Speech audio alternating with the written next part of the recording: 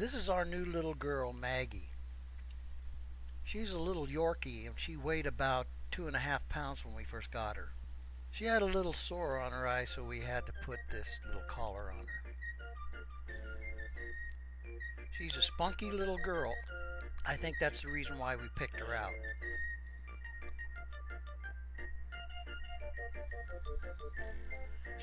She loves to harass Charlie. He's our other Yorkie.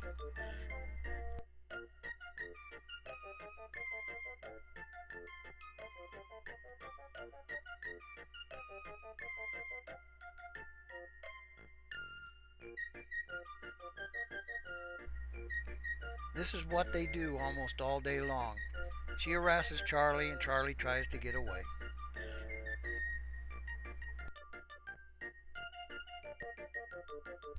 Charlie's very gentle with Maggie. Maggie's a great little puppy. Lot of fun.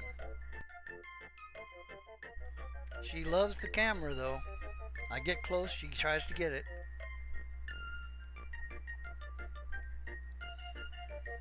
This is part 1 of Maggie growing up.